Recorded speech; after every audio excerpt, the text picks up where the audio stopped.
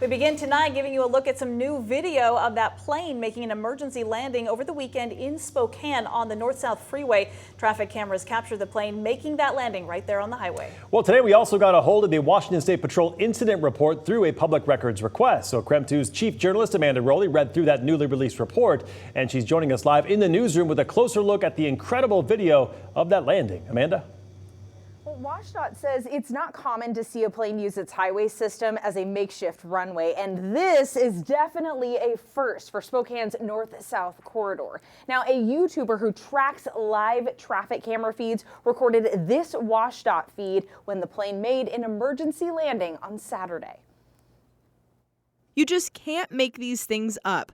This plane made an emergency landing on Spokane's north-south corridor, and WashDOT traffic cams caught it all. Wait, time out. There's a plane, and the first question is did it crash? Like, what happened? WashDOT spokesperson Joe McHale couldn't believe it. It was really incredible. Like we said, I mean, the North Spokane corridor doubled as a runway. The plane landed safely with no reported injuries to the two pilots.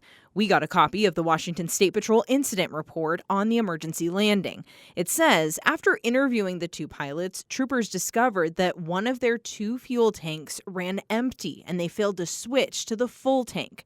WSP called in an airplane mechanic from Deer Park to inspect the plane. McHale says it's incredible the pilot landed between barriers that blocked off lanes to any traffic. To land it right in between those Jersey barriers was, I mean, that's really, really impressive. And it couldn't have been a better outcome that we had that section closed to allow it to be, like you said, a makeshift runway. McHale says when a rare emergency like this happens, WashDOT's incident response team responds to the area. In this case, the team blocked both directions of the north-south corridor until the plane safely took off.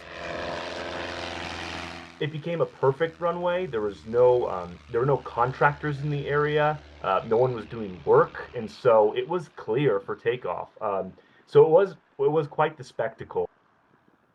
Now, the WSP report also says the pilot instructor has a commercial rating, and he told troopers he had an upcoming job interview with a major airline. The FAA is investigating the emergency landing. Amanda Rowley, KREM 2 News.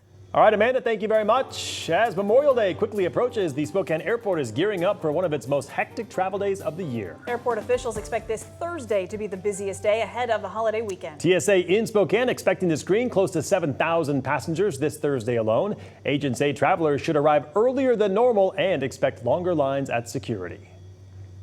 TSA is projecting that on this Friday, we expect to screen more than 3 million people at more than 440 airports nationwide. The Spokane Airport expects May 23rd through the 28th to see the highest number of holiday travelers. They say be prepared again for security screening protocols and plan ahead. Spokane Art announcing today it has raised enough money to repaint the Pride crosswalk in downtown Spokane. That Pride mural was set on fire last Thursday. Spokane Arts and Spokane Pride started fundraising, though, on Saturday and have now fully raised enough money to pay for that repainting. Spokane Arts previously told KREM 2 that it would cost almost $14,000 out of their mural repair fund, but with the help of that community support, that fund will not be touched. And in a statement today, Executive Director of Spokane Arts said this project reflects the spirit of Spokane and our shared values of inclusivity and respect for all individuals, as well as what we can do as a community without burdening the taxpayer. That crosswalk will be repainted in time for Spokane's Pride Parade on June 8th. The man accused of sending two people to the hospital in a major downtown crash yesterday evening faced a judge this afternoon where we learned he has more than 20 previous convictions. Joshua Devleman is charged with a DUI, hit and run, and eluding police. According to Spokane police, he was driving a stolen red Jeep when he ran a red light on Main Avenue and then hit another car, flipping it. That's when police say Devleman ran away and two off-duty Pasco police officers chased him down and detained him. The two people inside the other car are expected to be okay. Today, Devleman's bond was set at $20,000. All right, let's switch gears and take a first look at the forecast with Chief Meteorologist Jeremy Legoo. Lots of gray clouds out there and plenty of raindrops to go around for just about everybody, right, Jeremy? Yeah, we're in that weather pattern. We knew it was coming. It's here. It's going to be cold. It's going to be wet. We are in that realm. 51 degrees right now, a far cry from the 60s as of late, a far cry from the 70s we enjoyed for almost 2 weeks, and a far cry from those 80s of just a week and a couple days ago. Beautiful round of rain moving into much of the region. That's starting to take over down to the south. We knew it would get much heavier down to the south, and it has done just that. 95 over in Idaho. You're in for some heavy rain. 195 here in Spokane and down to the south. Notice off to the north, rain has filled in. See that big swath right there where it looks like absolutely nothing is happening between, say, Chewelah and Inchelium? Well, it is. It's just the radar bouncing off the mountains there, making it look like it's not.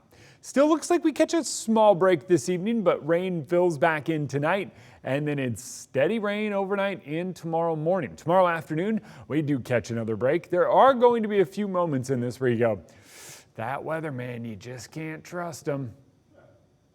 We know these breaks are coming. That's how it works. All of this moves out, and what winds up happening is as that storm moves south, we head back into those scattered afternoon showers kind of pattern. That's by Thursday. So next few days look as follows. Tomorrow, much cooler, and it's wet through at least the first half of the day. 62 on Thursday with the chance of rain Friday, and a high back in the mid-60s. All right, sounds good, Jeremy. Thank you very much. North Idaho is heading to the polls tonight to decide the candidates for Kootenai County Sheriff and congressional seats. KREM 2's Nicole Hernandez is joining us now live from Post Falls, where those polls close in about 3 hours. Nicole? And Mark Whitney, so right now we are in Post Falls at one of those polling places, and we've actually been seeing some people heading into the Calvary Lutheran Church here, heading in to cast their vote for the primary election here.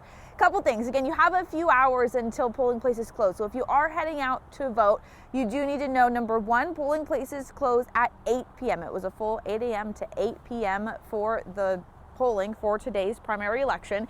If you are voting, you do need your photo ID.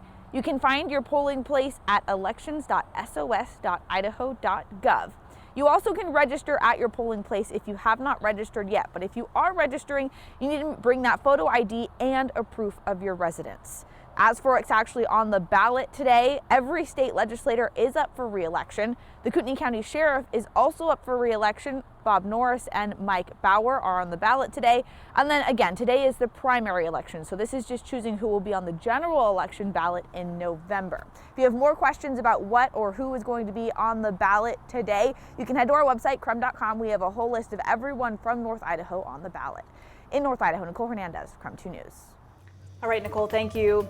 Happening tonight, the Washington Department of Ecology and the EPA are going over testing results for PFAS on the West Plains. According to the EPA, just over 170 well water samples have PFAS above normal drinking water standards. That's over 56% of samples taken in the West Plains. So that meeting is happening tonight. It starts at 6:30 this evening, and it is happening right there at the address that you can see at the bottom of your screen.